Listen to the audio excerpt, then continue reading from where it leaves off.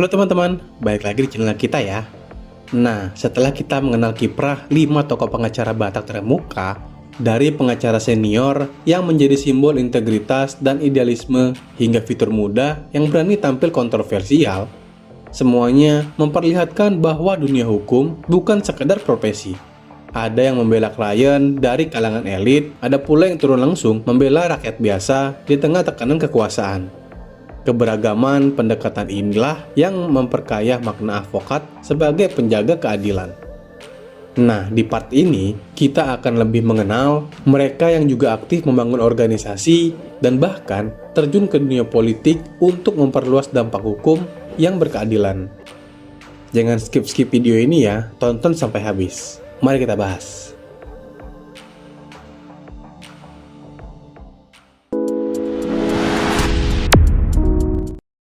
Pertama, Law Office of Junifer Girsang dan Partners. Termasuk jajaran pengacara Batak yang sukses dan punya firma sendiri, yakni Law Office of Junifer Girsang and Partners, berbasis di Jakarta. Karir Junifer sejak 1987 dan terus menanjak hingga ia dikenal sebagai salah satu advokat top tanah air. Pengalamannya puluhan tahun membuat Junifer sering dipercaya menangani kasus hukum kelas berat bagi pidana maupun perdata, serta aktif dalam organisasi advokat nasional. Dengan penekanan pada litigasi komersial dan korupsi, ia menjabat Ketua Umum DPN Peradisai periode 2020 hingga 2025. Junifer Girsang merupakan contoh pengacara komplit, andal di ruang sidang, aktif berorganisasi, dan peduli pada isu kebangsaan.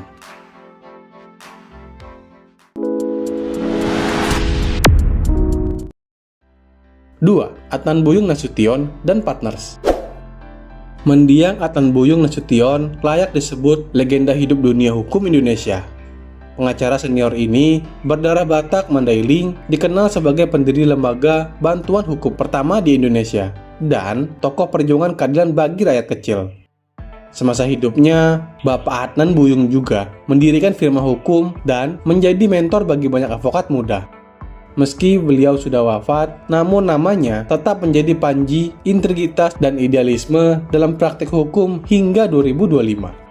Spesialisasinya terkenal sebagai advokat dan aktivis yang tak gentar membela kepentingan publik. Di era Orde Baru, ia mengkritik ketidakadilan dan memberikan bantuan hukum kepada mereka yang tertindas melalui LBH. Kantor hukumnya menangani beragam kasus pidana, perdata, hingga isu konstitusi. Bagi beliau, profesi pengacara adalah sarana perjuangan kebenaran, bukan semata mencari materi.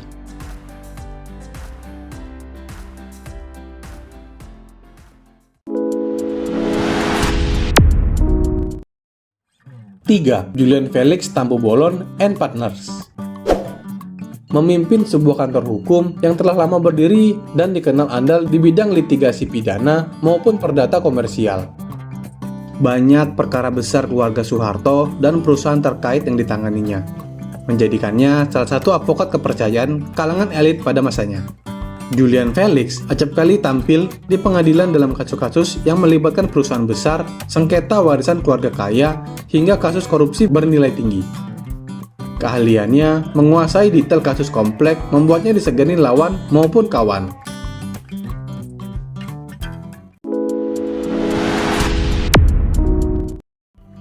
4. Pitra Romadoni Nasution and Partners.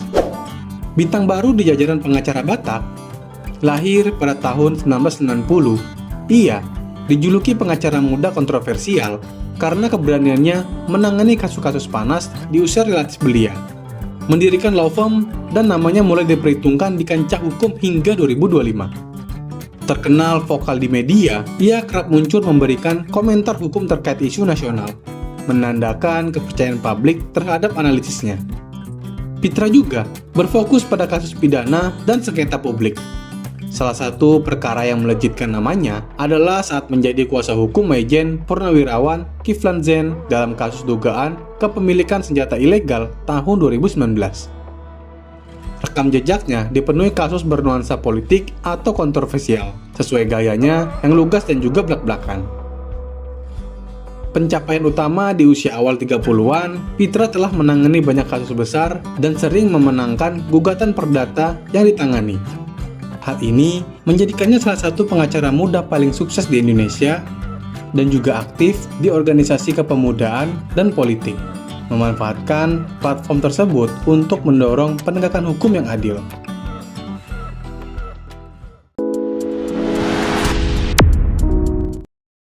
Ran atau Rasman Arif Nasution Lovong dikenal luas sebagai pengacara berdarah Batak yang penuh sensasi. Rasman kerap muncul di berbagai media menangani kasus-kasus kontroversial dan bersinggungan dengan publik figur.